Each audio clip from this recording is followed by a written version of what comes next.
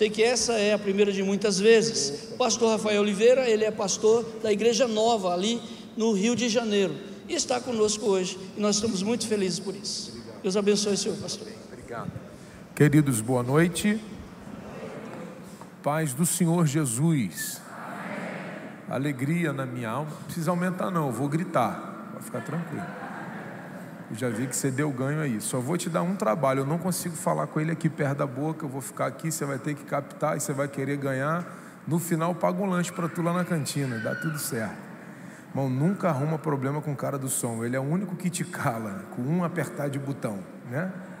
Bom, muito bom estar aqui, uma alegria no meu coração poder conhecer mais uma parte da minha família em Cristo, de poder estar aqui pela primeira vez, né, nesta igreja, e já ter a tão honrosa oportunidade de poder fazer uso da palavra do Senhor e dividir com você um pouco daquilo que o Senhor tem colocado no meu coração. Eu queria louvar a Deus, né, pela vida do nosso irmão Flávio. Cadê Flávio? Foi quem foi. Deus abençoe, tá, irmão? Obrigado pelo carinho, pela forma tão carinhosa que me recebeu, que me tratou. Que o Senhor te abençoe. Eu sei que água tem galardão, eu não sei se buscar no aeroporto tem, mas por certo o Senhor vai te recompensar e vai te abençoar.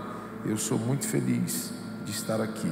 Agradecer a Deus também pela vida do pastor desta casa, pela honra de poder me franquear o altar e me permitir falar a tão honrosa igreja, pastor Valdemar e a pastora Lélia. Deus abençoe. A senhora é minha conterrânea, né? Como Deus foi bom com a senhora, né? Tirou a senhora de Lodebar e trouxe a senhora para Jerusalém. Que alegria, né? Que alegria. Eu brinquei, né, com o pastor que estava ali do meu lado. Eu falei com o Flávio, na verdade, né, enquanto vinha para cá, que aqui seria o lugar que eu moraria se eu não pastoreasse uma igreja no Rio e se Deus não tivesse coisas comigo lá, porque eu amo vir aqui, a limpeza do estado, a organização, a prosperidade, a graça e o favor de Deus que está sobre este estado. Eu sou feliz em vir para cá, né? O meu estado é um estado também muito abençoado. Eu tenho 2 meses que em menos de uma semana sofri 2 tentativas de assalto e levei um tiro de fuzil no carro, né? Você vê como é que lá é bom. Mas vá ao Rio. É uma cidade muito maravilhosa, é bonita, Deus é bom. Assim fica difícil, né? Mas eu quero agradecer a Deus por poder estar aqui. Eu falei com a Kênia, acertei? É a Kênia, né? Que eu venho falando com ela. Deus abençoe a serva do Senhor. Pastor Rogério também, Deus te abençoe. Obrigado, tá? Pelo carinho, pela simpatia de me receber. Eu falei com a Kênia, não tive oportunidade de falar com o senhor, se o senhor me permitir, e assim também fica até difícil não permitir, né? Falando na frente de todo mundo, mas se eu pudesse falar desse livro, eu serei feliz. Bom, esse ano, em outubro, eu faço 30 anos servindo a Deus. Eu não nasci no lar evangélico, uma vizinha me levou para a igreja, eu tinha 9 anos de idade. Eu aceitei a Jesus com 9 anos de idade, fui batizado numa escola bíblica dominical de férias com o Espírito Santo. Aos 12 anos eu desci as águas e passei 20 anos orando para Deus salvar o meu pai, minha mãe e minha família. Então, esse ano em outubro eu faço 30 anos servindo ao Senhor. Esse mês eu faço 18 anos de casado com a minha esposa, não conheci outra mulher a não ser ela, casei virgem com 21 anos de idade. Parece falar assim, né? É um troféu para mim, numa geração que a gente vê gente quebrando o princípio o tempo inteiro, né? Eu sou muito feliz de ter Deus guardado a minha juventude e a minha mocidade no serviço da casa do Senhor. Eu fui mentoreado 20 anos pelo bispo Daniel Malafaia, foi meu pastor durante 20 anos, e por um conselho dele eu passei 5 anos no ministério Apacentar de Nova Iguaçu, onde tive a oportunidade de servir a Deus ali. E há 5 anos eu pastorei uma igreja. Deus me enviou para um lugar, quem lembra, parece que eu estou falando mal do Rio, mas não. Quem lembra de uma reportagem de um jornalista da Bandeirante que levou um tiro de fuzil no peito, lembra? Então, eu pastorei uma igreja ao lado desta comunidade. Eu estou cercado de comunidade bem no meio. Do lado é a comunidade de Três Pontes, do outro lado é a comunidade do Cesarão, na frente o Antares, atrás o Aço. Mas toda vez que vou para lá, eu digo que Deus está me levando para o lugar do meu crescimento. Eu não resido lá, eu não moro lá, mas pastoreio lá. A nossa igreja, mês que vem, fará 5 anos de existência. Nós congregamos num lugar que cabe 260 pessoas sentadas. Nós temos 985 membros. Nós, há 2 anos, adquirimos um terreno. Esse terreno tem 20 mil metros quadrados. Para nós é um grande milagre estar ali naquele lugar. E eu estou falando isso para chegar no livro, porque é através dele que eu consigo abençoar aquele local e, de pouco a pouco, mudar a mentalidade de algumas pessoas e a realidade daquele ambiente. Nós temos hoje lá na igreja 50 crianças estudando de segunda a sexta-feira, fazendo reforço escolar, acompanhada por 2 professores, um psicólogo, uma psicopedagoga, funcionários da igreja, pagos com salário do dízimo e oferta dos nossos irmãos e com a ajuda das vendas desse livro. Nós temos 24 pessoas fazendo curso técnico de enfermagem, depois de termos formado 20 no início desse ano. Depois de 2 anos de trabalho, renovamos para mais 24 pessoas estudando, 10 fazendo curso técnico em administração, 10 adolescentes fazendo curso de computação gráfica e cerca de 30 pessoas fazendo curso de inglês. Todos esses profissionais são pagos com dízimos e ofertas da igreja local. E eu escrevi esse livro a fim de poder dar continuidade a um projeto. Nós compramos um terreno há 2 anos, que só o muro do terreno custou para nós R$600 mil. E estamos há 1 ano sem mexer com nada, captando apenas recurso para dar início a uma obra, para construir uma igreja, onde nesta igreja nós teremos uma escola e, por certo, teremos muitos trabalhos sociais, como campo, quadra e uma piscina semiolímpica para atender a comunidade local, a fim de entender que o Evangelho é regenerador e transformador. E uma forma que eu encontrei de ajudar as pessoas daquele lugar e dar continuidade a esse trabalho foi doando esse livro à igreja. Então, tudo que eu arrecado com este livro, eu passo para a igreja. Esse livro é de minha autoria e nele eu conto uma experiência em que tive, e eu não vou falar muito dele porque eu vou pregar, mas é um pecado que comumente nós não nos arrependemos dele. É do que falo nesse livro, porque geralmente a gente se arrepende do que a gente comete.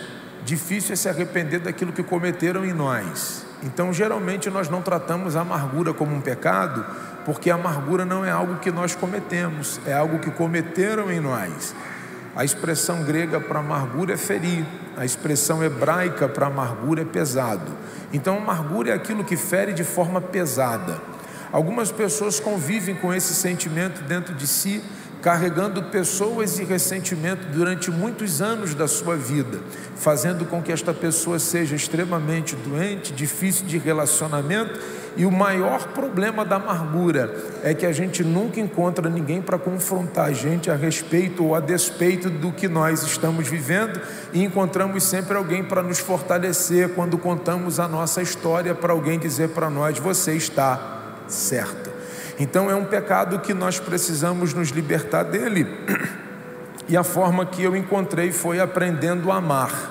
Então nesse livro eu falo sobre amar cura, porque quem se liberta da amargura precisa aprender a amar.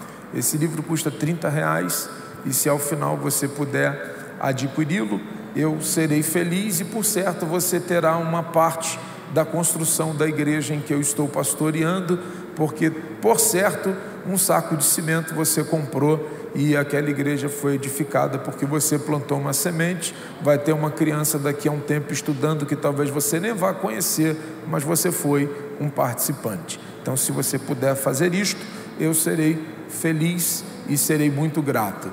A minha oração em favor do pastor dessa igreja, em favor desta igreja, é a oração de Jabes: que o Senhor aumente as tuas posses, que o Senhor te livre do mal e da aflição, e que a mão do Senhor de contínuo esteja sobre a sua casa, sua vida e sua família.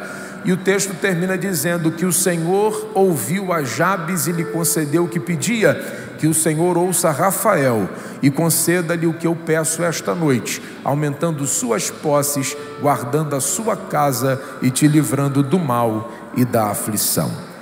Deixa eu dividir com você um texto, e acredito que ele seja para nós relevante, e eu quero meditar com você.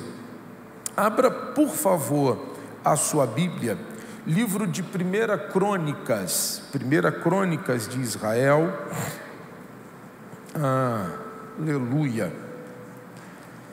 Vocês falaram sobre família, o pastor pegou o microfone aqui e falou sobre abençoar nossa casa, nossa família. Então, o Espírito de Deus quer falar com a nossa família aqui esta noite, tá bom? Então vamos lá. Você achou? Diga graças a Deus. 1 Crônicas, capítulo 7. O verso é o verso de número 20.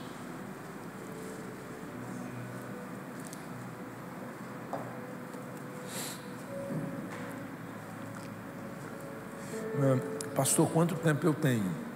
Que eu já perdi um tempinho aqui. Posso ficar tranquilo? Amém, graças a Deus. Eu fui o único que vim fantasiado. A minha esposa falou assim: que roupa você vai levar? Eu falei: terno e gravata, minha filha, Assembleia de Deus, você desaprendeu. Aí ela botou o terno. Eu cheguei aqui, vi todo mundo à vontade. Eu falei: eu vim fantasiado de assembleano para a Assembleia. Meu Pai eterno, Deus é bom, né? Aleluia. Você achou? Diga amém. Eu não saio de mim, irmão, eu sou assembleano. 20 diz assim: e os filhos de Efraim, Sutela, seu filho Berete, seu filho Taate, seu filho Eliada, seu filho Taate, seu filho Zabade, seu filho Sutela, Azer, Eliade, os homens de Gate, naturais da terra, os mataram porque desceram para tomar os seus gados. Por isso Efraim, seu pai, por muitos dias chorou. Vieram seus irmãos para consolar. Depois coabitou com sua mulher, ela concebeu e teve um filho. Ele chamou o seu nome de Berias, porque ia mal a sua casa. Sua filha foi Seera, que edificou a Bet-Eron, a baixa e a alta, como também a Uzem Seera. Foi seu filho Rafá, Rezef, de quem foi filho Tela, de quem foi filho Taã, de quem foi filho Ladã, de quem foi filho Amiúde, de quem foi filho Elisama. O 27 você pode ler?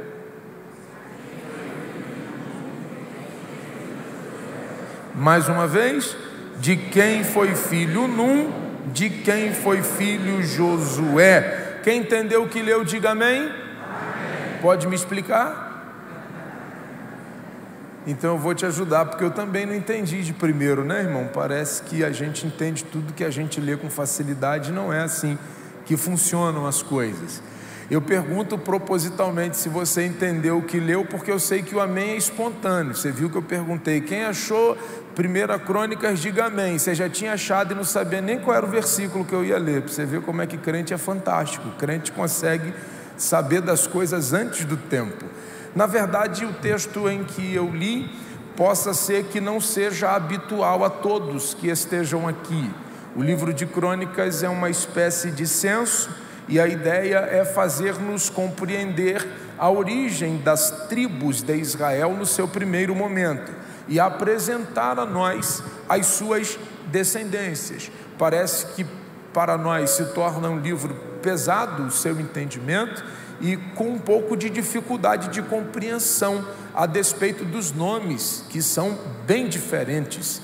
E a ideia que a gente tem enquanto está lendo é que nenhum de nós aqui se arriscaria a colocar o nome do seu filho de Sutela, Berede, Taate, você colocaria? Tem alguma irmã grávida aí a fim de Bered, né? Taate, Sutela.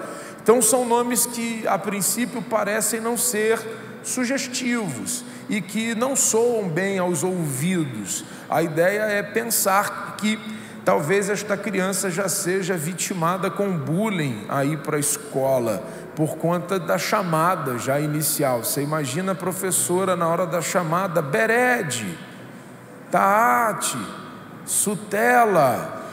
Então são nomes que talvez a gente não colocaria nos nossos filhos. Bom, a despeito dos nomes, nós precisaríamos compreender um pouco da cultura, porque culturalmente o judeu não coloca nome como nós damos nomes aos nossos filhos. Para a cultura, o nome traz consigo uma responsabilidade e ele pode ter inserido alguns aspectos. Ele pode ser de cunho profético, ele pode ser por ato ou por uma circunstância histórica, ou ele pode estar ligado a uma característica física. Então o nome, quando era dado, ele poderia estar linkado a aspectos. Ele poderia ser por característica física, ele poderia ser por um ato profético ou por uma circunstância histórica. Diferente da nossa cultura, onde a gente quer homenagear pai, mãe, tem gente que junta o nome dos dois, né? E já tem um vitimado aí, que só o sangue de Jesus, aquela guerra de que nome vai ter a criança, qual é o nome que eu coloco quando nascer, o nome do meu pai que eu quero homenagear, e o outro nome do meu também.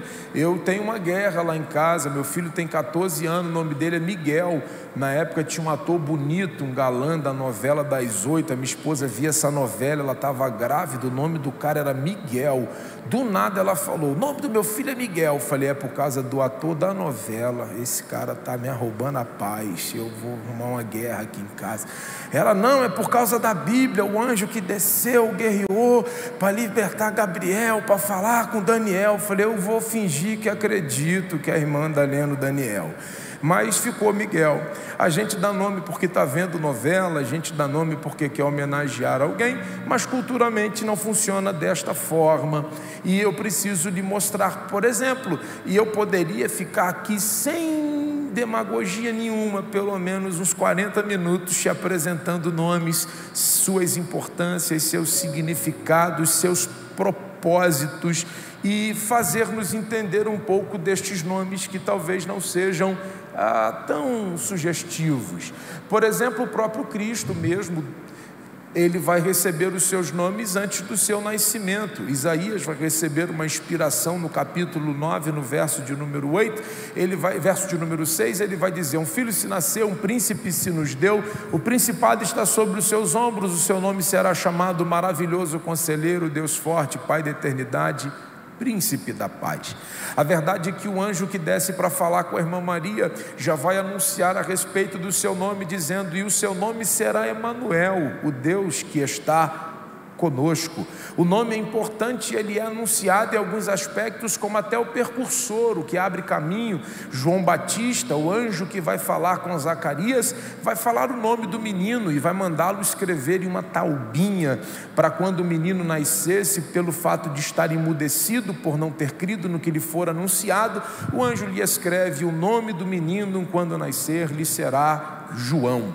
Eu poderia lhe lembrar também de uma batalha travada em Israel nos primeiros capítulos de 1 Samuel, onde os filhos perversos de Eli prevaricavam contra Deus, vão para a batalha, morrem no campo de batalha. A ideia mirabolante é levar Deus para a guerra a fim de vencê-la, mas de uma vida bem longe de Deus. O texto diz que eles perdem a arca do Senhor, um mensageiro volta correndo, diz a Eli: Ofne e Finéias morreram. A mulher de Finéias entra em trabalho de parto com a notícia, Eli cai da cadeira, quebra o pescoço, o neném nasce, a parteira diz: se alegra. Ela diz: como me alegrarei?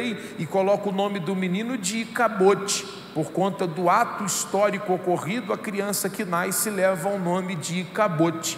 Foi-se a glória de Israel. Eu poderia falar por característica física é o próprio Jacó, pois no ato do seu nascimento nasce agarrado ao calcanhar do seu irmão, e o pai coloca o nome de Jacó, que é aquele que agarra, e o seu irmão, por conta da coloração da pele, por muitos pelos ao corpo, vai ser chamado de Esaú, o homem de pele vermelha. Então o nome não foi planejado, não foi idealizado, não foi pensado. A característica física, o ato histórico, profeticamente nós poderíamos ficar aqui falando sobre muitos, como por exemplo o filho de Judá com Tamar, a sua nora, no ato de prostituição, de um momento de enlucidez de Judá, que promete um filho a Tamar, e quando viaja à sua cidade, ela se fantasia de uma prostituta, leva ele para a cama, ele não tem como pagar, ele penhora o selo, o lenço e o cajado, ela engravida de gêmeos. Na hora do parto, o texto diz que uma criança coloca a mão para fora do ventre da mãe, a parteira coloca um fio roxo na mão da criança, a mão recolhe, nasce a outra criança. Primeiro ela diz que o nome desta criança se chamará Pérez, porque ele nasceu para romper. Então o nome, já entendido por nós aqui, para a cultura tem sua importância, seu significado, e ele está ligado a profético, a histórico e a característica física. Como eu estou tratando de um trecho genealógico, eu precisava lhe explicar isso para que compreendêssemos aquilo que eu gostaria de compartilhar com você. E a pergunta que talvez você esteja fazendo é: onde a minha família se enquadra nisto? Daqui a pouco você vai entender. O texto em que li, ele conta para nós a história da família de José, a saber, o seu segundo filho. O nome dele é Efraim. Bom, eu não cheguei nesse texto aqui porque amo genealogia e porque gosto de pensar em nomes estranhos. Não, eu fazia um devocional sobre José e peguei uma referência de rodapé de texto que me levou a esse texto, e algumas coisas me chamaram a atenção, e aí eu quis compreender algumas coisas. Bom, quando falamos de Efraim, nós precisamos compreender que nós falamos do segundo filho de José, gerado com uma egípcia, quando ele assume o governo do Egito. Os nomes dos seus filhos são extremamente proféticos e está ligado a tudo o que viveu até chegar o governo. Ele vai gerar o primeiro filho, o nome do primeiro filho é Manassés. O nome Manassés, você sabe o significado, é Deus me fez esquecer. O nome do segundo filho é Efraim, é Deus me fez prosperar. Então José tem um propósito de vida, ele assume o governo do Egito e ele entende que tudo que viveu fazia parte de um processo, e que este processo não poderia de forma alguma alterar a sua essência e mudar quem ele era e o que Deus havia feito nele. Então ele vai olhar para o seu filho que nasce e não vai ficar curtindo a fossa do passado, lembrando do poço, lembrando da traição, lembrando da prisão, lembrando de todas as fatalidades que ele viveu para estar onde está, e o que ele quer é esquecer, para que ele possa então governar. Depois de esquecer, ele diz: eu quero crescer, porque parece-me que quem esquece cresce, quem esquece cresce, quem esquece cresce. Tem gente impedida de crescer porque tem dificuldade de esquecer. Algumas pessoas estão presas a alguns tempos da sua vida e não conseguem se desprender dele, e presa nele tem dificuldade de avançar. Paulo disse: deixando as coisas que para trás ficam, eu prossigo. Algumas coisas na vida precisam ser aprendidas a serem deixadas para trás, porque elas nos impedirão de alcançar aquilo que Deus tem para nós. Então, se eu puder te dar um conselho, você já deve ter lidado com gente assim, viu que a vida mudou, viu que a vida prosperou, e você, como Deus te abençoou, só Deus sabe o que eu passei para chegar até aqui. Ele está tão preso ao que ele viveu que ele não consegue esquecer do que ele viveu, e por isso não consegue celebrar o que vive. Ele está preso a um tempo que lhe traz dor, que lhe traz sofrimento e que lhe traz recordações ruins, e por isso ele está impedido de gozar do que Deus está fazendo agora. Então, se eu puder te dar um conselho, quer governar bem a vida, quer governar bem os sentimentos, quer governar bem a sua casa, aprenda a deixar no passado as coisas que são deles. Eles não vão mudar quem somos e não darão a nós perspectiva de um futuro melhor. E se eu puder lhe dar um conselho, se o seu passado lhe chamar, por favor, não abra a porta, ele não tem nada de novo para te oferecer. Viva o que Deus tem para você agora, exerça um bom governo e cresça. Deixe deixe no passado o que pertence ao passado e não vive uma vida se lamentando ou se lamuriando pelo que você viveu, ou que você passou, ou que cometeram em você. Fez parte de um processo de crescimento, de amadurecimento. Era Deus te tratando, era Deus te moldando. No início meio não compreendido, no início meio não entendido. Por que eu tenho que passar no poço? E aí eu vou lá para a casa de Potifar, um homem rico da cidade, para administrar sua casa e fazer crescer. Depois eu desço para a prisão, logo gerir pouco recurso, mas também fazer crescer. Depois eu assumo o governo. 7 anos de vaca gorda, 7 anos de vaca magra. É que a gente às vezes não compreende, mas algumas coisas que estão acontecendo na vida da gente é Deus nos ensinando. Eu vou fazer você aprender a lidar com muito na casa de Potifar, vou aprender a você lidar com pouco na prisão, vou aprender ou vou fazer você aprender a lidar com traumas que são gerados e com traições. Porque quem foi lançado em poço por irmão não fica chateado quando aparece uma mulher para lhe caluniar e por ela você ir passar na prisão. A dor de ter lidado com a frustração dos irmãos é muito maior do que lidar com uma mulher que quer me levar à cama e a fim de destruir o que Deus tem para a minha vida. Então tudo que eu estou vivendo está contribuindo para o meu crescimento, e Deus está me levando para o lugar do seu propósito, e eu não posso, quando chegar no lugar em que Deus disse que eu chegaria, ficar me lamentando das coisas que vivi, preso à dor, à lamúria e aos lamentos. Agora eu estou governando, e o que para mim serve é entender: eu estou no lugar onde Deus me colocou, e neste lugar não cabe ficar me lembrando das coisas que vivi, ou que enfrentei, ou que passei. Goze o momento, aproveite a vida, viva o agora, esqueça as coisas que passaram e diga como José: eu quero esquecer o poço, eu quero esquecer a prisão, porque eu agora estou governando e eu quero crescer. Então cresça, avance, vá em frente. Não permita que o tempo te pare, que as dores da vida façam com que nós estejamos impedidos de crescer. Passado no passado, um presente equilibrado, um futuro promissor. O que desestabilizam algumas pessoas é justamente não saberem lidar com o seu passado. Isso desajusta o presente, está tão preso ao passado que você não cria perspectiva de futuro. É por isso que você não cresce. Aprenda a esquecer, aprenda a crescer. E culturalmente falando, ele vai gerar os 2 filhos. No 48 de Gênesis, o seu pai vai ficar doente. No 50 ele vai falecer, mas no 48 ele vai abençoar Manassés e Efraim, sobre o qual eu quero falar. Ele vai levar os seus 2 filhos, lembra do texto?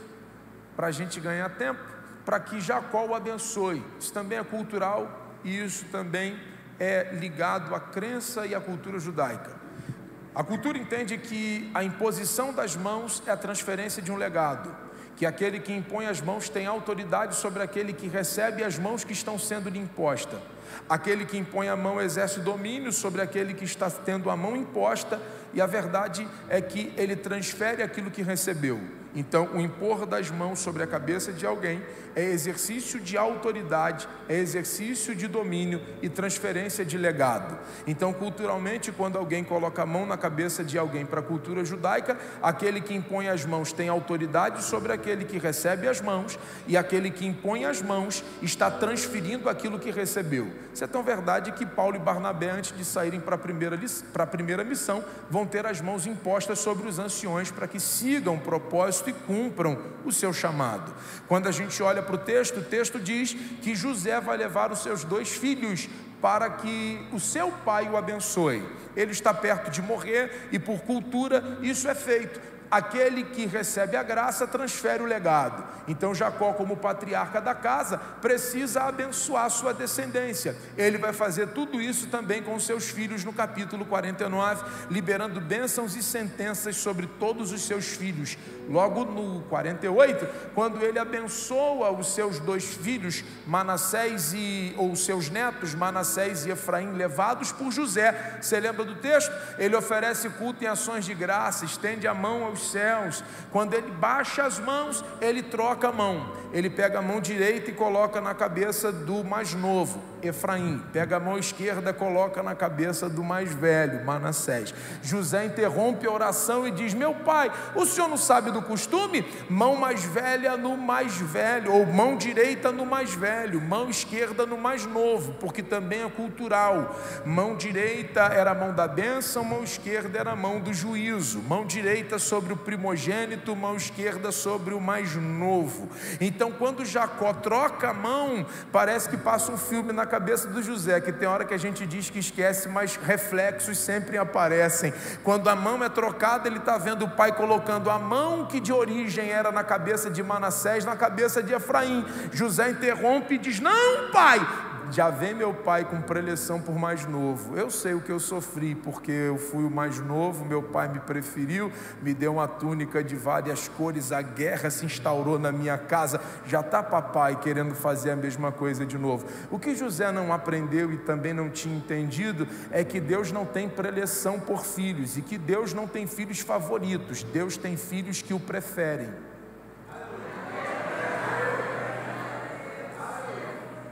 Deus não tem preleção por ninguém aqui. Deus só vai dar a alguns aqui aquilo que eles se entregam mais para receber. Essa ideia que Deus olha mais para um do que para outro, não, é que a entrega de um é maior do que a do outro, e você não pode medir o que Deus está fazendo por alguém se você não conhece a entrega daquele que está recebendo. Então logo existe uma possibilidade de ser mudado, é só aumentar o nível da sua entrega, por não dá para exigir de Deus aquilo que você nunca deu para Ele, e não queira ser preferência de Deus se você não prefere a Deus em nada. Porque geralmente as pessoas entram aqui querendo exigir muitas coisas de Deus, quando na verdade nunca deram atenção para Deus em nada, e só lembraram dele quando a porta fechou, quando a doença veio, quando o casamento estava falindo, quando o filho estava dando dor de cabeça. Nunca preferiu Deus, e Deus nunca foi prioridade, mas entrou aqui querendo que Deus o priorize. Nunca queira ser prioridade de Deus se você nunca priorizou Ele em nada. Mas deixa eu continuar, senão eu vou parar aqui. José troca a mão, ou Jacó troca a mão, José interrompe a oração, Jacó ora de novo. Quando ele ora de novo, ele diz: não sou eu quem faço, mas o Senhor é quem estabelece. O maior será grande, mas o menor será maior do que ele. Opa, então não é Jacó que tem preleção, é Deus que fez a sua escolha, e Deus decidiu dar uma bênção maior para Efraim. Quando a gente fala em bênção maior, a gente precisa também estar pensando na cultura. Por que pensar na cultura? Porque culturalmente falando, alguém muito abençoado é alguém com muito filho. Bom, diferente da nossa cultura, né? A gente casa para pagar a dívida do casamento, o judeu casa para fazer filho, porque a herança dele é o filho, porque Deus mesmo estabeleceu que os filhos são a herança do Senhor. Então o judeu entende que toda vez que Deus dá para ele um filho, é como se ele estivesse recebendo, ele está recebendo de Deus uma herança. Deus está o abençoando sem que ele merecesse. Ele não trabalhou para aquilo, mas Deus deu como herança um filho para ele. Então, família abençoada, família próspera, culturalmente falando, é uma família que tem muitos filhos. Bom, Deus falou que Efraim vai ser grande, vai ser, me ajuda, vai ser, me ajuda, vai ser, olhe para alguém que está do seu lado e diga: vai ser grande. Não, diga mais forte: vai ser grande. Agora avisa ele para mim, por favor, não estou falando de Efraim, eu estou falando de você, vai ser grande.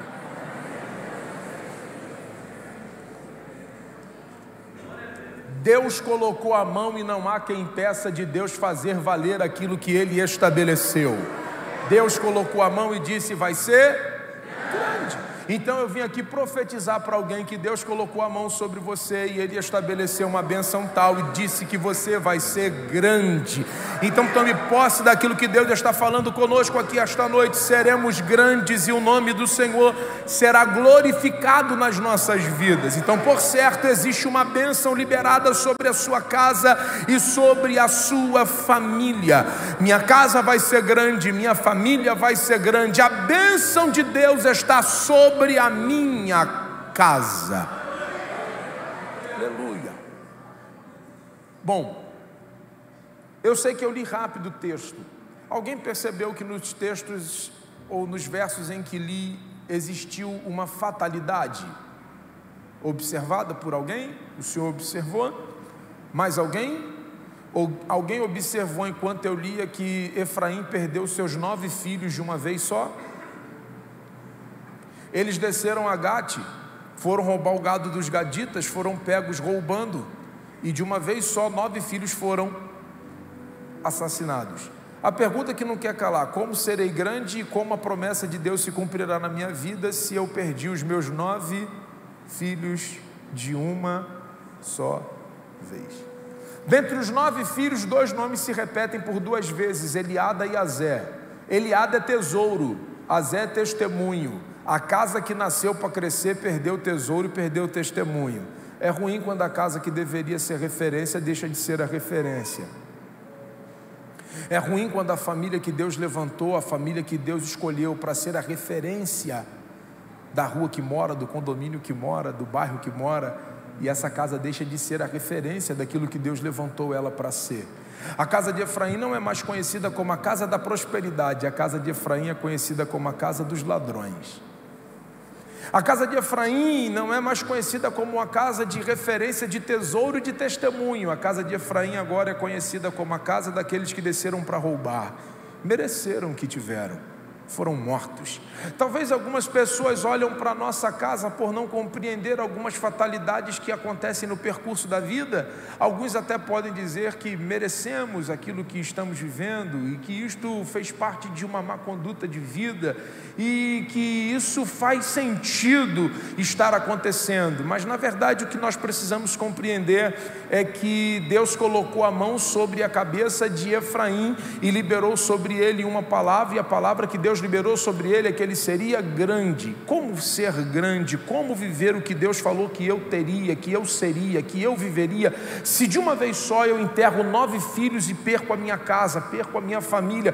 O texto diz que ele fica enlutado, ele não coabita mais com a sua mulher, isso afeta o seu relacionamento, eles não deitam mais, não coabitam mais, e de verdade isso é normal. Alguém que enterra 9 filhos não querer pensar em namorar, em coabitar. O texto diz que isto acaba quando seus irmãos descem para consolá-lo, e no ato do consolo, o texto diz para nós que na hora que ele é consolado, ele recobra o ânimo, e o texto diz que entrou a sua mulher, e ela concebeu, e deu à luz a um filho. Aqui está o grande problema: nasceu um varão. Ele deveria se alegrar. Se alegrar por quê? Porque Deus visitou novamente a sua casa, o ventre da sua mulher se abriu, ela está gestante novamente, Deus está abençoando sua casa. Só que quando nasce o menino, ele coloca o nome, eu não sei se você prestou atenção no nome,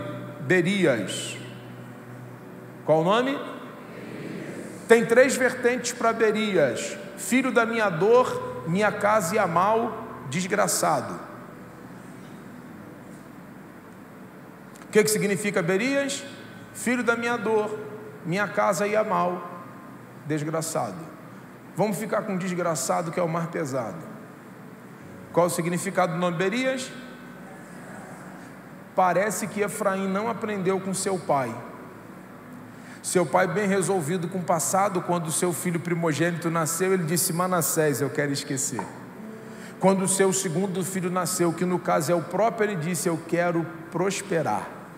Berias não sabendo, ou melhor, Efraim não sabendo lidar com a dor do passado, quando um filho nasce, pega todo o acúmulo de dor que ele sentiu durante o período em que estava enlutado pela dor de 9 filhos, pega o nome do filho que nasce e chama-o de desgraçado. A pergunta é, o que essa criança tem a ver com o que ele estava vivendo anteriormente? Qual é a responsabilidade desta criança com os atos ocorridos na casa posterior ao seu nascimento? É alguém que não aprendeu a lidar com os seus traumas, e por não ter aprendido a lidar com os seus traumas, transfere para alguém que está nascendo toda a sua dor. Efraim parece também não ter aprendido com seu próprio avô. Lembra quando Raquel nasce, ou quando Raquel está dando à luz? Ela tem um filho, o nome dele é... Qual o nome? Oi?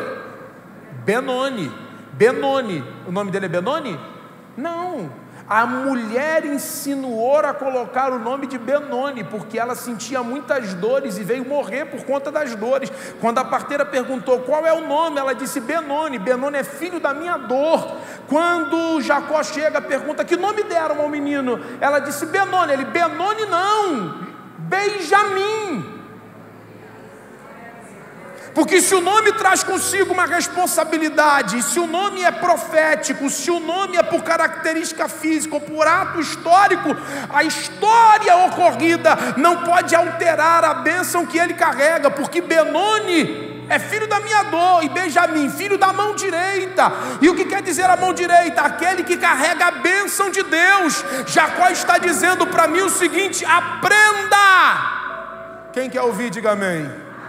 Aprenda de uma vez por todas, não permita que a dor do processo faça com que você amaldiçoe o que está sendo gerado. Tem gente que ainda não compreendeu que isso faz parte de um processo onde Deus está gerando alguma coisa para entregar na tua mão, e gente que não aprendeu a lidar com dores. Quando nascer o que Deus disse que Ele te entregaria, você vai ter dificuldade de ver isso produzindo bênção, porque durante o processo você amaldiçoou o que estava sendo gerado. Mude a sentença, porque Deus não te levantou para gerar dores, Deus te levantou para carregar a bênção de...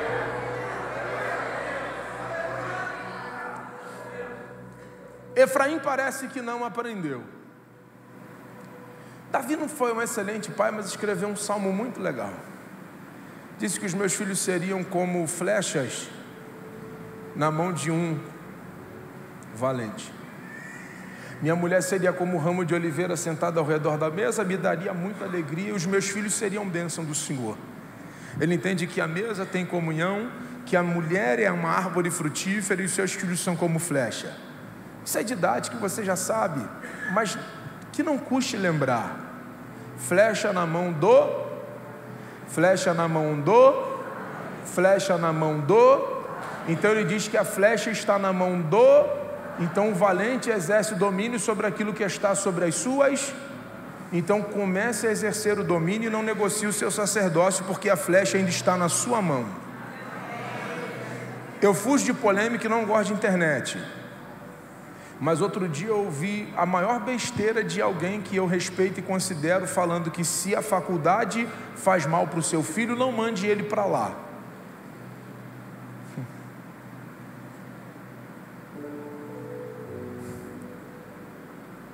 A faculdade é que tem medo de receber meu filho. Eu não preciso ter medo de mandar meu filho para lá, é a faculdade que precisa ter medo de receber o meu filho. Eu só vou ter medo da faculdade se eu não souber o que eu estou enviando para lá. Então o problema desta geração é a ausência de conhecimento de Deus e da sua palavra, e por isso quando vai para lá acaba se perdendo, por ausência de base, porque os pais não estão exercendo o seu sacerdócio e não dominam sobre os seus filhos, estão negociando princípios e valores a fim de tentar manter um clima harmônico de paz dentro de casa, e não ensinam os seus filhos no caminho. De verdade, eu converso muito com a minha esposa, e toda vez que a gente sai da Bíblia, a gente se arrebenta. Essa questão da igualdade Talvez as irmãs vão me chamar de, como é que é o nome agora da moda? Machista, porque o direito da mulher e tal, porque aquilo que Salomão escreve em Provérbios, na verdade é uma transliteração do que Moisés escreveu em Êxodo. Moisés foi um pouco mais além, porque Salomão escreveu: ensina o menino no caminho. Moisés escreveu: ensina o menino ao levantar, ao caminhar e ao deitar. Então existe um processo de ensinamento, é quando levanta, é quando caminha e quando deita. No sistema cultural em que Moisés escreve, o homem foi cedo para a lida. Ele levantou por 3 horas da manhã, aproximadamente entre 3 e 4 horas da manhã, para trabalhar no campo e não ser castigado pelo sol do lugar deserto em que ele vive. Quando o menino acorda, o pai não está em casa. E quem ensinava a lei para os filhos era a mulher. E o pai já dormia cedo quando o menino voltava. Quem botava para dormir era a... Então o menino acordava com a batuta e a tutela da mãe, caminhava com a mãe para a escola e dormia com a mãe. E ainda não mudou, porque a verdade é: quem acorda com o menino é a mãe, quem leva o menino é a mãe, e quem bota para dormir é a... Negociamos os valores e invertemos. O direito de igualdade fez a mulher querer ir para a rua para poder trabalhar. Não tem mais quem ensine. A gente tem uma geração praticando borderline, usando droga, se cortando, pretendendo se suicidar, porque não tem quem os acompanhe quando acorda, quando caminha e quando dorme.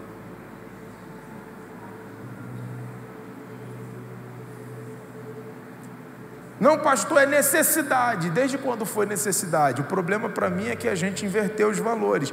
Ele foi bem claro: a serpente rasteja, o homem trabalha e a mulher tem a dor do parto. Você cuida da criança. O problema é que a mulher ficou com a dor do parto e com o trabalho, porque agora ela tem que trabalhar e ainda tem que cuidar da criança. Os nossos filhos estão se perdendo e não estão tendo base. E aí a gente passa a vida inteira querendo dar coisas, não sendo presente, trocando presentes por presença para tentar suprir a ausência que nós deixamos. E quando a gente começa a atender jovem e adolescente, a maior dificuldade dele é a ausência de um pai e de uma mãe dentro de casa para conversar com eles.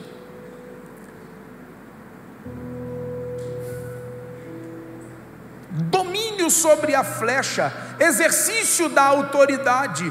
A flecha não fica na mão e na aljava do arqueiro o tempo inteiro. Uma hora ele vai precisar lançá-la.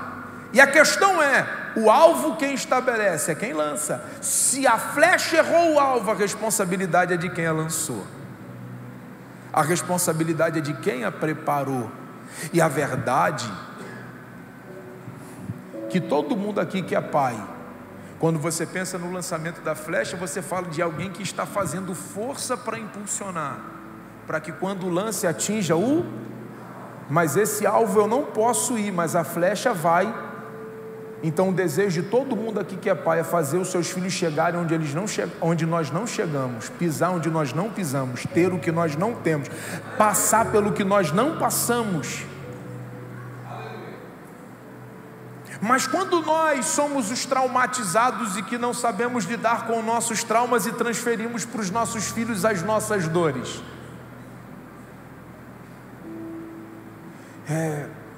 você já falou com alguém: não faz isso não é legal. Fui criada assim e não morri. Não morreu, mas não gostava e nem era tão amigo do seu pai assim. Reclamava com todo mundo da forma que o teu pai te tratava, e agora você quer dar para o teu filho o mesmo tratamento que você achou legal, porque você não aprendeu a se ressignificar, viver uma vida nova, entender que o Espírito de Deus habita em você e que você precisa proporcionar para os seus filhos coisas diferentes das quais você recebeu. Posso falar um pouco de mim? Eu perguntei quanto tempo eu tenho. Eu acho que acaba 8 horas, né?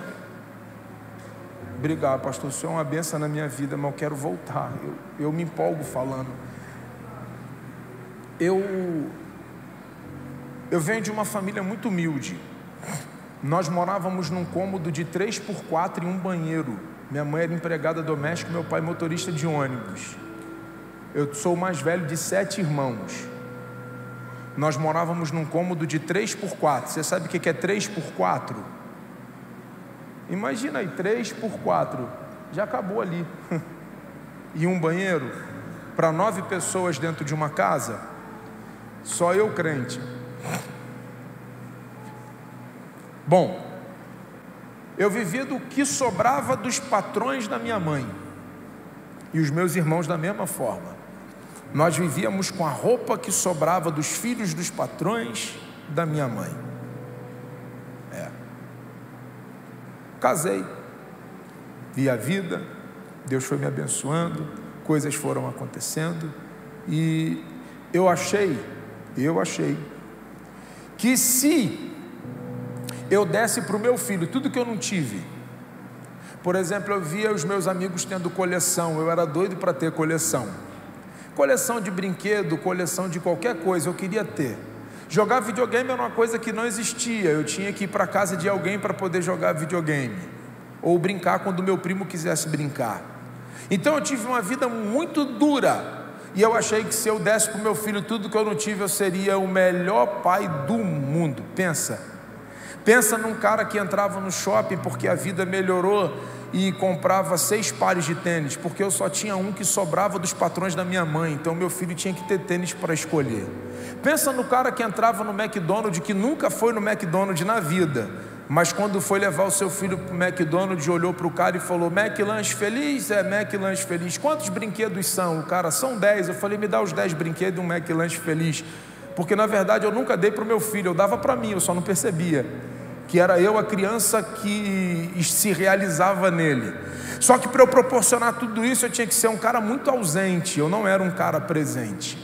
Então eu tinha que viajar, sair, estar fora, trabalhar fora, pregar, porque eu coloquei na minha cabeça que eu precisava dar para os meus filhos tudo aquilo que eu não tive. Então tudo que Deus foi me proporcionando, eu fui montando negócio, montei uma padaria, montei uma segunda padaria, montei uma lanchonete, montei um mercado, e fui montando coisa, e fui criando coisa, construindo coisa, fui fazendo coisas, passando tempo fora e terceirizando a criação do meu filho. Eu tinha um cunhado muito legal, que eu achava que era a minha muleta, me ajudava pra caramba, sabe? Aquele cara que eu precisava passar 30 dias fora, mas o meu filho estava bem cuidado, porque o meu cunhado levava o meu filho para o judô. Eu comprava o kimono, eu pagava a mensalidade, mas o meu cunhado estava lá para ver a troca da faixa.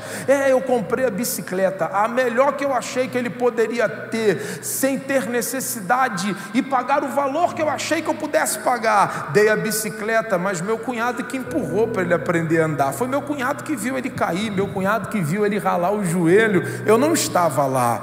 Eu comprei um Lego porque eu estava na América, e o meu filho me ligou e disse: pai, compra um Lego para mim. Eu trouxe 2 Legos de lá. Quando chegou aqui, eu entreguei a caixa do Lego na mão do meu cunhado, o meu cunhado que passou a noite montando os Legos com meu filho. Eu só sabia dar. Eu achei que se eu desse tudo que o meu filho não tivesse, eu seria o melhor pai do mundo. Meu cunhado foi acometido por um câncer com 34 anos de idade. O Senhor colheu o meu cunhado. Meu filho entrou em crise. O meu filho começou a chorar muito e não querer ir para a igreja, porque cada dia eu estava pregando no lugar, e por isso que comecei a pastorear, porque eu não queria deixar de fazer o que eu amava fazer, mas eu entendi que eu precisava cuidar da minha casa, da minha família, porque eu estava sendo bom para todo mundo, mas eu não estava sendo bom para minha casa. A minha mulher não tinha um marido presente, o meu filho não tinha um pai presente, e quando eu chamava meu filho para ir para a igreja, todo dia era uma guerra, um choro, um gemido, e a minha fala é: não tem escolha. Eu tenho algumas frases lá em casa, meu pai me criou dessa forma, e algumas eu acho que são legais. Por exemplo, o meu pai criava me dizendo: qual é o seu direito? E eu dizia: o direito de não ter direito enquanto morar com meu pai. O meu filho diz para mim essa frase todo dia: qual é o seu direito? Ele: o direito de não ter direito enquanto morar com meu pai. Porque verdade é que quando a gente negocia autoridade, algumas pessoas que moram na casa da gente julgam ser dona de algumas coisas que elas não geriram nada para ter e nem produziram para obtê-las, e acham que mandam dentro de uma casa que elas não contribuíram com nada. Querem ouvir o que quer, fazer o que quer, acordar a hora que quer, sem nenhum tipo de limite. E eu não negocio esses valores, mas conversando com meu filho, e na hora do culto eu disse: vai para o culto, você não tem escolha, enquanto morar comigo vai ter que ir para a igreja. Mas todo culto era um choro, um gemido, uma luta, uma guerra, e o meu filho ia, forçado, mas ia. 7 anos de idade. E eu disse, cara, eu estou perdendo meu filho, não adianta eu ir para a igreja, ganhar gente, aceita Jesus, mas eu não consigo, meu filho.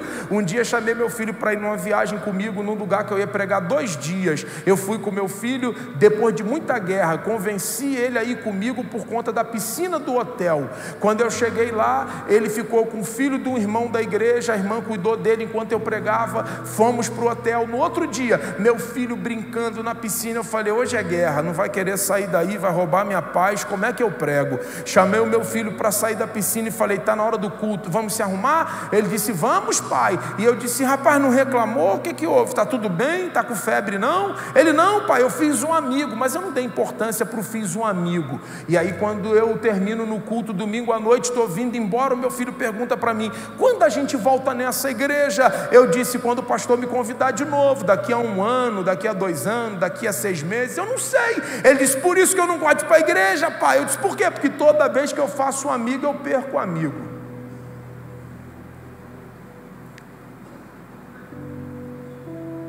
Conversei com ele durante 2 horas de carro, liguei para uma amiga minha, psicóloga, e disse, você precisa atender meu filho amanhã, me ajuda, está acontecendo isso, eu estou travando uma guerra com meu filho nessa área aqui, e eu acho que eu achei a veia. Ele falou isso e isso para mim, e aí eu levo ele para lá.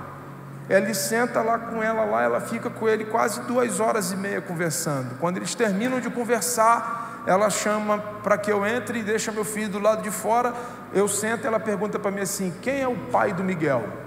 Eu disse, rapaz, esse moleque falou alguma coisa aqui que a mãe dele contou, eu não quero mais saber não, já deixa do jeito que tá, porque eu já registrei, esse menino está com 8 anos, já amo pra caramba, DNA agora não vai rolar não. Ela, não, estou falando sério, eu não estou brincando, quem é o pai do Miguel? Fala o nome dele todo para mim. Falei, o pai do Miguel, do registro ou de paternidade? Ela, não estou brincando, qual é o nome do pai do Miguel? Falei, Rafael de Oliveira Lopes. Ela disse, não, Paulo Ricardo de Almeida. Era o nome do meu cunhado. Ali a minha ficha caiu e eu comecei a chorar. Falei, como assim, cara? Meu cunhado é o pai? Ela é, ele te vê só como alguém que dá coisas. E ela começou a numerar tudo que eu dava, mas que eu não fazia. E aí ela fala para mim assim, você sabe por que ele não gosta de ir para a igreja? Aí eu falei, não, ela, porque ele não aprendeu a lidar com a ausência. Que ausência? Ela, então, toda vez que ele vai num lugar e não vê a pessoa, ele entende que a pessoa morreu. Ele não consegue lidar. Por exemplo, se ele vier aqui e gostar do senhor, ele vai fazer amizade com o senhor, hoje um pouco melhor, porque ele já está com 14 anos, de uma compreensão diferente, mas daqui a 30 dias ele vai perguntar pelo senhor. Daqui a 30 dias eu vou ter que falar para ele que o senhor está bem. Se ele insistir, eu vou ter que ligar para o senhor para ele ouvir a sua voz, para ele entender que o senhor está vivo. Mas a ideia de cada dia estar numa igreja e fazer amizade com alguém, não ver de novo, ele não associava que ele poderia vir ver essa pessoa de novo. Ele entendia sempre a dor do tio, porque eu não vejo mais meu tio morreu, e toda pessoa que eu não vejo mais e eu gosto, me remete à dor. Então cada dia estar num lugar me acompanhando enquanto eu ia pregar, fazia ele sentir dor todo o culto, e o choro dele não era de pirraça, era choro de dor.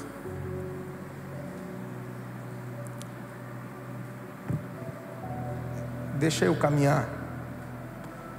O problema não era do meu filho, o problema era meu. Eu que precisava ser pai, eu que precisava ser presente, eu que precisava conquistar meu filho de novo, eu é que precisava exercer o meu sacerdócio dentro da minha casa e achar que resolver coisas não se resolvem com dinheiro. Tempo de qualidade.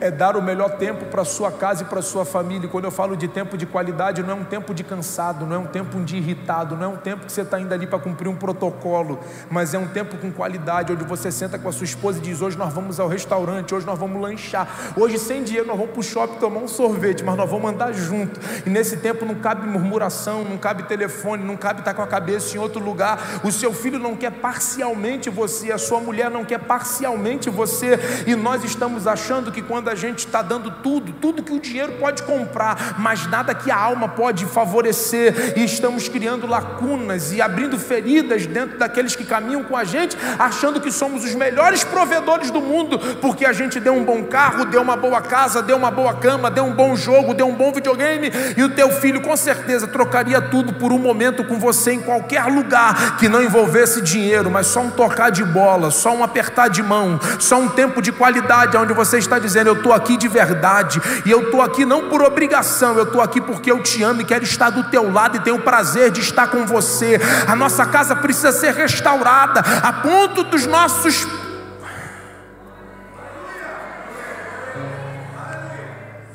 Qual é o nome do menino? Berias. Ele tem culpa? Mas é alguém que não sabe lidar com suas dores e com seus traumas, que está transferindo para este menino toda a sua dor, todo o seu luto, todo o seu trauma. E aqui é rápido agora, eu começo a profetizar. Quem me dá 5 minutos para eu poder voltar outro dia? Quem me dá 5 minutos? 5, 10, 15, 20, 25. Dá para terminar, mas não vou fazer isso não, eu quero voltar. Eu amo quando eu estou lendo esse texto, porque quem colocou a mão na cabeça de Efraim foi Jacó, e o que ele liberou sobre Efraim não foi do coração, mas foi do que Deus estabeleceu. E coisas que Deus estabelece, nada do que acontece no percurso vai alterar o resultado daquilo que Deus estabeleceu. Opa, eu não sei o que tua casa viveu e nem quais foram os traumas que você viveu na sua vida, mas o que aconteceu no percurso da viagem da vida não vai alterar o resultado daquilo que Deus estabeleceu, do que a sua casa seria. A bênção de Deus está sobre a sua casa, e eu fico pensando que o inferno está fazendo festa com o quê? Porque Deus falou: vai ser grande, perdeu os 9 filhos. Como é que vai ser grande se não tem família? Estou na casa, tragédia entrou, pervertiu o coração, deu tudo errado. Aí Berias gera, o diabo desperdia, ele voltou a gerar. A família está recebendo mais um ente querido, a família vai crescer, vai voltar a prosperar, e do nada alguém grita: Berias! O diabo: opa, me chamaram de novo, a desgraça está dentro da casa.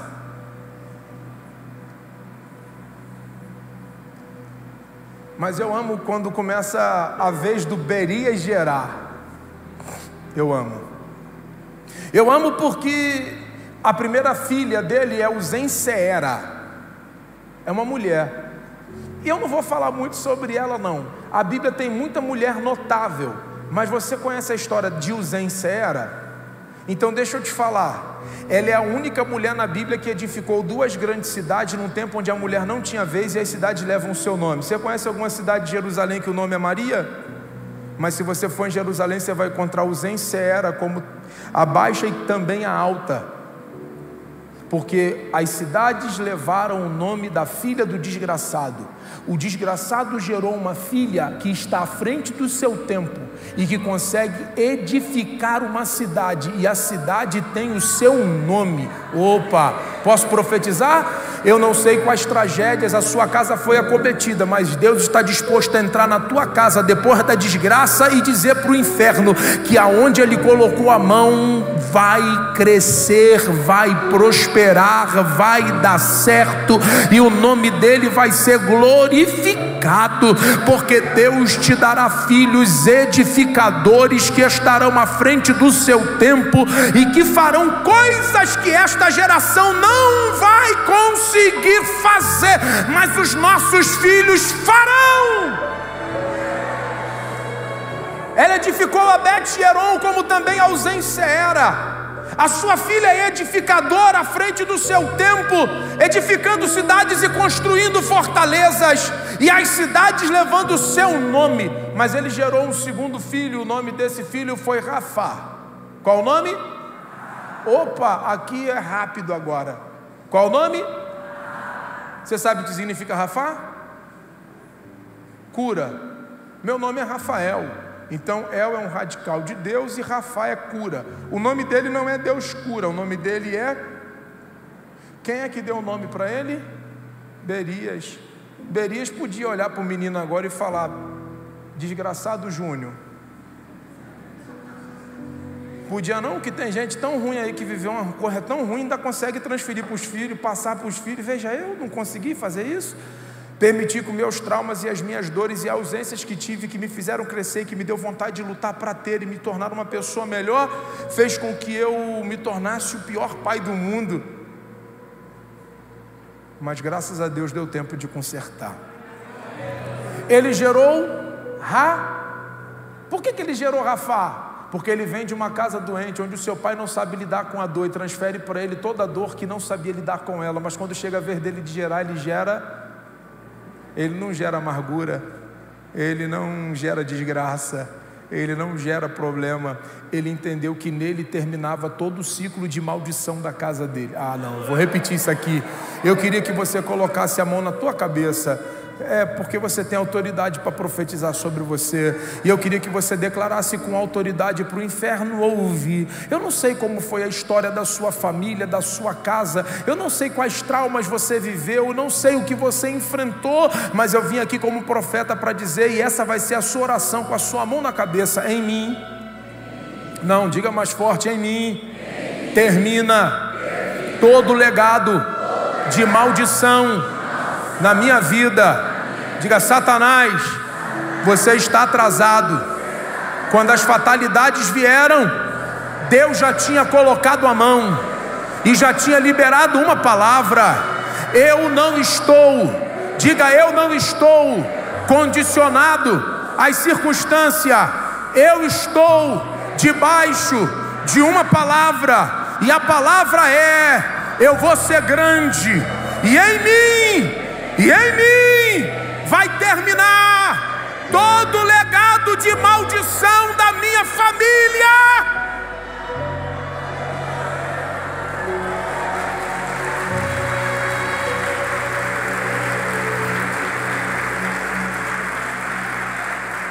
Eu poderia ficar aqui falando para você: eu cresci num lar extremamente doente, eu cresci num lar extremamente amaldiçoado, eu cresci no lar onde eu tinha tudo para dar errado, morador de comunidade, família humilde, tudo para dar errado, mas eu entendi que eu precisava fazer escolhas em Deus.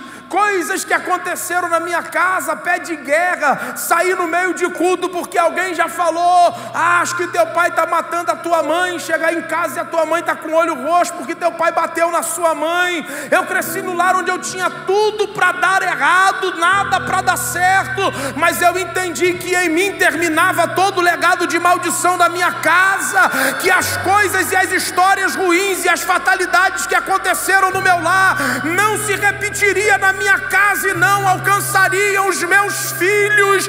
Talvez alguém olhou para a tua casa, para a tua vida e disse: a desgraça está instaurada e estabelecida, mas o que eles não contavam é que Deus entraria, colocaria a mão e mudaria a história da...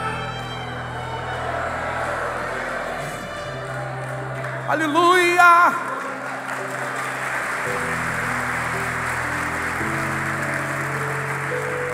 Diga hoje, diga hoje, Deus está gerando cura dentro da minha casa. Traumas, dores, ressentimentos, tragédias, fatalidades, traições, amargura, hoje precisam bater em retirada, porque Deus está gerando cura lá.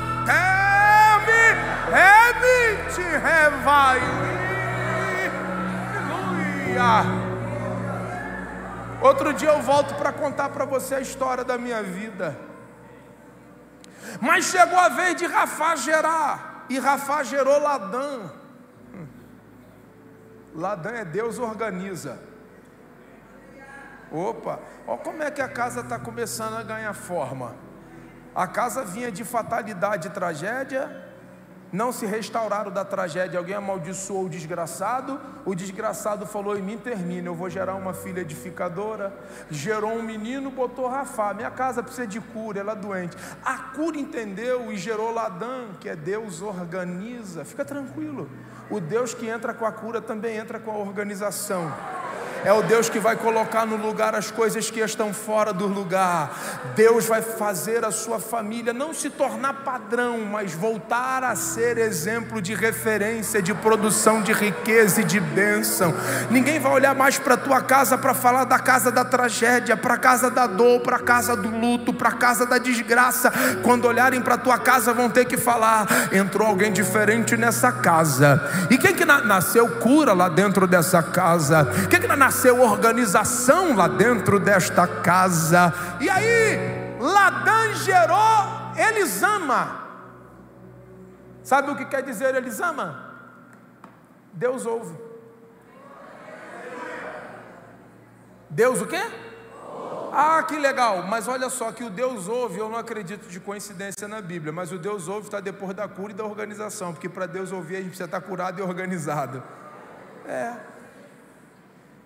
Enquanto a gente não está curado, enquanto nós não estamos organizados dentro da gente, fica difícil Deus ouvir a oração da gente. Pastor, Deus não ouve, ele falou lá em Mateus 5, se lembrar que tem alguma coisa contra o teu irmão, deixa a oferta, volta lá e se conserta. A gente é bom de culto, a gente só é ruim de relacionamento. A gente é bom de levantar a mão, a gente só é difícil de se relar, de se relacionar. A gente acha que vir para o culto está legal, levantou a mão, adorou, e que Deus não está vendo o coração da oferta que eu vim entregar. Oferta ali é culto, Ele está dizendo: o culto que você veio prestar é legal, mas ele não presta enquanto você não voltar lá para se consertar com o seu irmão. Deixa a oferta, Ele está dizendo: abandona o culto, porque melhor que culto é comunhão, melhor que culto é mesa, melhor que culto é relacionamento. Se você não aprendeu a se relacionar, você ainda não sabe o que é culto. Deixa a oferta, volta lá, se conserta. Qual é o problema, pastor? É que tem tanta gente preocupada com a qualidade do culto e não preocupada com a qualidade da comunhão, que teu culto é como o culto de Caim, estava tão preocupado com a oferta e não percebeu que matava o irmão, porque o irmão entregava um culto melhor do que o seu. Quanta gente que vem para a igreja bom de culto, mas ruim de relacionamento, querendo que o Espírito Santo faça aquilo que compete a você, orando para Deus salvar gente na tua casa que tu não fala, orando para Deus salvar gente na tua casa que tu não se relaciona, com rancor, com ressentimento, com mágoa no coração de gente da tua família. Eu não falo com fulano, eu não falo com cicrano. Não, eu vivo a Bíblia, eu sigo a paz com todos. A Bíblia não mandou eu andar junto, a Bíblia só mandou eu ter paz. O céu é grande, tem muitas moradas, é uma casa para mim aqui e outra para ele lá, mas nós vamos para o céu. Se você não aprendeu o que é culto, você não sabe, ou se você não aprendeu o que é relacionamento, você não aprendeu o que é culto. Aí Deus está falando: para eu entrar numa casa, eu preciso curar essa casa. Para eu entrar nessa casa, eu preciso organizar essa casa, para depois eu ouvir esta casa. Aí eu pedi para você ler um verso. Quem leu o verso que eu pedi para você ler? Lembra? Lembra? Foi o 27. E Elisama gerou Num, e Num gerou... Opa, aqui eu termino e entrego o microfone. Num gerou quem? Que é filho de quem? De Elisama. Que é filho de quem? Do Ladã. Que é filho de quem? Do Rafá. Que é filho de quem? Do desgraçado. Que veio de quem? Do Efraim. Que Deus colocou a mão e disse: vai ser... Viu que o que aconteceu no percurso não vai alterar o que Deus falou lá atrás? E não gerou quem? Gerou quem? O significado você sabe. Deus salva. Então, porque toda casa que Deus entra, Ele cura, organiza, ouve e salva. Eu vou repetir: toda casa que Deus entra, Ele cura, organiza, ouve e salva. Se você permitir que Deus entre na tua casa para te curar, te organizar, Ele vai te ouvir. Depois que te ouvir, Ele vai te salvar. Como Crônicas é um livro genealógico que apresenta para nós a origem das tribos, apesar de estar depois de Josué, está contando a história das tribos. Quando você abre Josué 1:1, está assim: Josué, filho de... Ah, tá. Quem é esse Josué aqui, filho do desgraçado? É esse aí mesmo, sucessor do maior líder da história. Quem é o Josué aqui? Esse aí mesmo, venceu 33 reis e não perdeu nenhuma batalha. Quem é esse aí mesmo, que representava o povo de Israel como homem de guerra? Quem é esse? É esse aí mesmo, que deu 7 voltas, tocou buzina e cantou e viu o muro cair. Quem é? Esse aí mesmo, que da geração antiga foi o único que entrou em Canaã. É esse aí mesmo, que traçou uma linha e diz: quem é é de Deus para cá, quem não é de Deus para lá, mas quanto a vós eu não sei, mas eu e minha casa serviremos ao Senhor. Quem é o Josué aqui? Josué aqui é capitão de exército. Fique em pé comigo, por favor. Josué aqui é capitão de exército. Josué aqui é referência para Israel. Quem é o Josué aqui? É o filho de Efraim, descendente do desgraçado. Deus não precisa de muito, Deus só precisa que alguém nessa casa queira se posicionar para mudar a história da sua família. Meu pai se converteu, eu o discipulei, eu o batizei e depois de um ano o Senhor colheu. Hoje eu pastoreio minha mãe, minha sogra e meus 5 irmãos. Eu só tenho 2 irmãs mais novas que ainda estão longe, mas que ainda virão para os caminhos do Senhor. Eu e minha casa serviremos ao... Eu e minha casa serviremos ao... Então eu vim aqui dizer para alguém que se alguém se posicionar dentro dessa casa tem cura, se alguém posicionar-se dentro dessa casa Deus organiza, se alguém se posicionar dentro dessa casa Deus ouve, e se alguém se posicionar dentro dessa casa, acredite, Ele salva a sua família. Profetize para alguém que está do seu lado e eu devolvo o microfone ao pastor da igreja ou a quem de direito. Posso fazer o apelo? Tá bom? Mas olhe para alguém que está do seu lado e diga: a sua casa será tudo aquilo que Deus falou.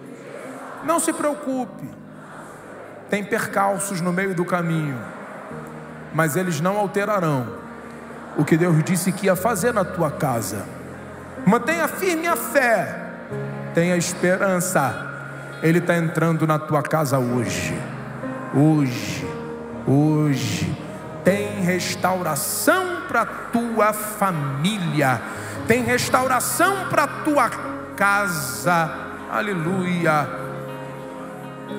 Para a gente adorar a Deus, só para eu conhecer e facilitar o processo, quem está aqui afastado do caminho do Senhor, não é para voltar, é só fazer um sinal com a mão: eu quero conhecer você. Tem alguém aqui afastado?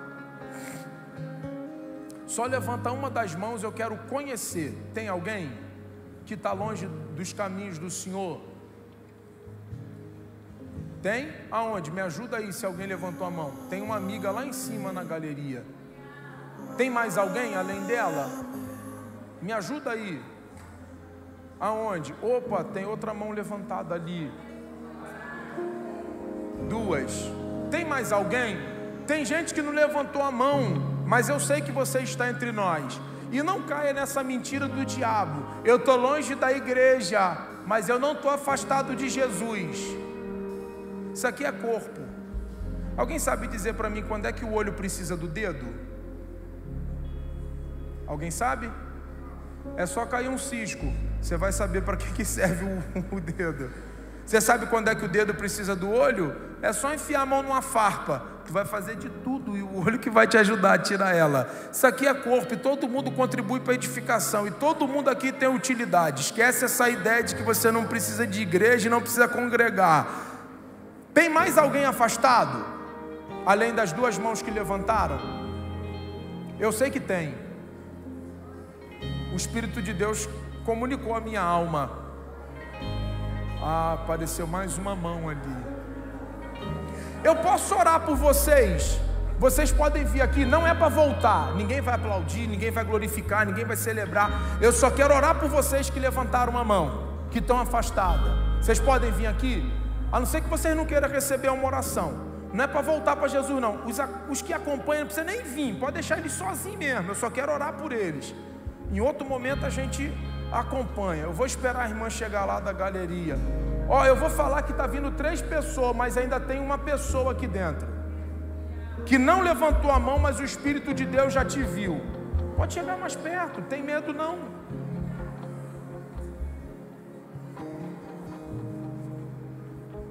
Eu quero orar por você. Se você entendeu que Deus está aqui e que Ele pode restaurar a sua casa,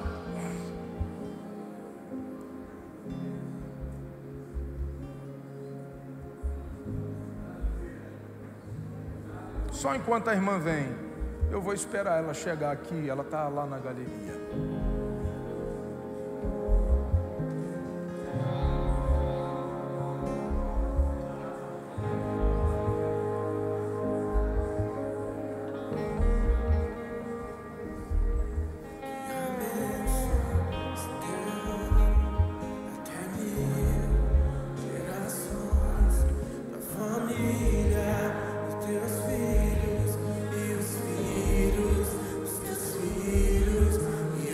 A senhora está acompanhando ela? Pode ficar ali. Não precisa acompanhar ela não. Pode deixar ela aqui comigo aqui. Pode ficar ali no cantinho ali. Sei que você veio.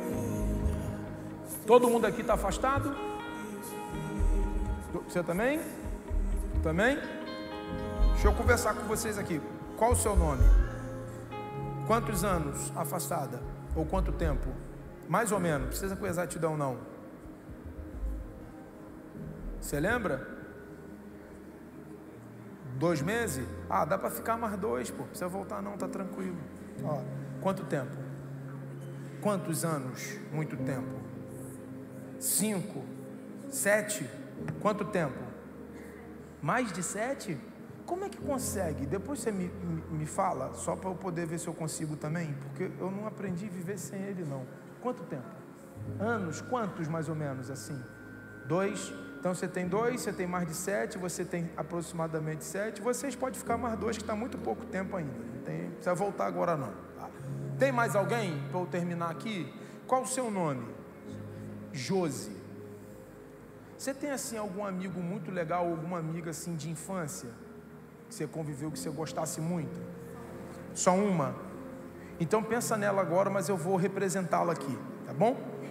Josi, vamos supor que eu sou essa amiga que você tem de muito tempo de parceria.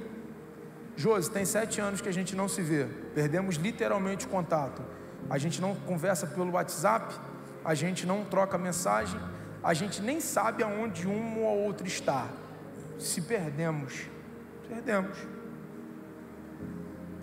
Do nada, eu descubro o seu endereço. E porque a gente é muito amigo, eu quero te fazer uma surpresa. Eu não falo com você que eu estou indo na sua casa. Eu simplesmente chego no portão e grito: Josi! Josi! Aí você está lá na cozinha e você reconhece a voz da sua amiga. E aí você diz assim: não pode ser. Será que é ela mesmo? Tem 7 anos que a gente não conversa. Tem 7 anos que a gente não se fala. Será que é ela mesmo? E aí você fica na dúvida, achando assim: eu estou ouvindo uma voz que parece ser da minha amiga, mas eu não sei se é. Do nada eu dou outro grito lá: Josi!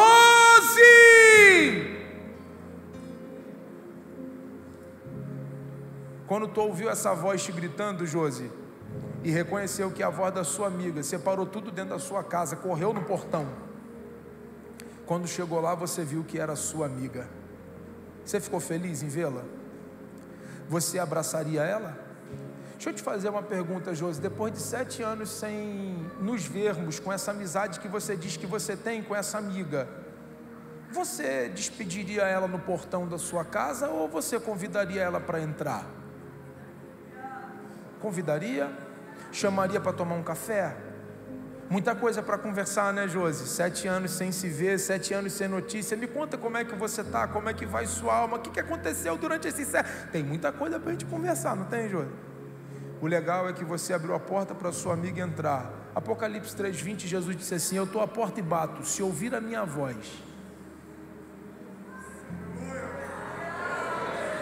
e abrir a porta do coração e me convidar para entrar, eu entro. A gente senta na mesa e ceia. Ó que loucura, Josi. Você abriu a porta para sua amiga que você não via há 7 anos. 7 anos, 2 anos, 2 meses. A gente abre a porta para algumas pessoas fazerem parte da vida da gente, mas a gente deixa Jesus do lado de fora da vida da gente. Hoje, Josi,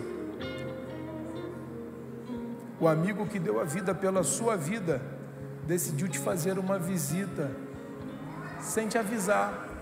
Você achou que ia vir vê-lo ou ouvi-lo, mas ele disse: espera aí que eu vou gritar o nome delas hoje, lá na Assembleia de Deus, AD Bueno. E quando eu gritar o nome delas, a pergunta que não vai querer calar: elas vão me convidar para entrar ou elas vão me deixar do lado de fora da vida delas?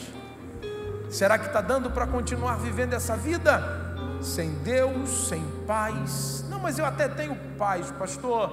Mas eu me pergunto, tem restaurante aberto agora em Goiânia?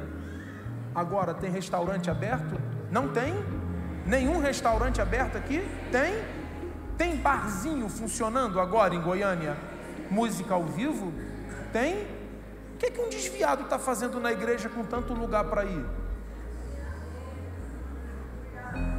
É porque já passou por esses lugares e talvez não tenham sido preenchidos e não encontraram nesses lugares o que só encontram aqui. Só que não é sobre viver de um momento, de uma palavra, é sobre entregar uma vida integralmente para Ele. Seu nome? Aline? Aline, Ele está te chamando na tua porta. Seu nome? Karen, Ele está batendo na tua porta. Josi, Ele está batendo na tua porta. O Alisson bate na tua porta. Ele bate na tua porta. A pergunta que não quer calar: a gente vai deixar Jesus do lado de fora ou vai convidar Ele para entrar? A gente já procurou em muitos lugares e não encontramos, mas só nele teremos o que precisamos. Vocês vão fechar o olho, o meu trato com vocês é orar. Eu vou orar pela vida de vocês. E aí a gente faz um segundo acordo. Se quando eu terminar de orar, algum dos senhores ou das senhoras querendo abrir a porta e convidar Jesus para entrar, é só permanecer onde vocês estão e alguém vai vir abraçá-los. Se vocês não quiserem abrir a porta para Jesus entrar e continuar deixando Ele do lado de fora, é só se virar e voltar para o lugar de vocês. Combinado? Pai, no nome de Jesus, aqui estão os teus filhos e filhas. Ouviram a tua voz e o Senhor falou ao coração deles. E nós te pedimos esta noite que o Senhor os guarde. A minha oração em favor deles é que o Senhor os abençoe. A minha oração em favor deles é que o Senhor restaure a casa, a família, e que o Senhor dê a eles o que eles vieram buscar esta noite. Talvez o que eles vieram buscar não resolverão a vida deles, mas se eles levarem o Senhor com eles para casa, um novo tempo de Deus começa para a vida deles. Nós pedimos que toda corrente, toda amarra seja quebrada, e que tudo aquilo que levaram eles para longe da tua presença não tenham mais força para mantê-los lá. Que o Senhor restaure as suas vidas e as suas famílias. Eu os abençoo em nome de Jesus. Se alguém quiser voltar para casa, pode voltar, mas se alguém quiser levar Jesus, pode ficar. Quer voltar, Aline? Quer, Josi? Quer? Já? Então amém. Vocês podem abraçá-los agora. Pastorzão, obrigado, Deus abençoe.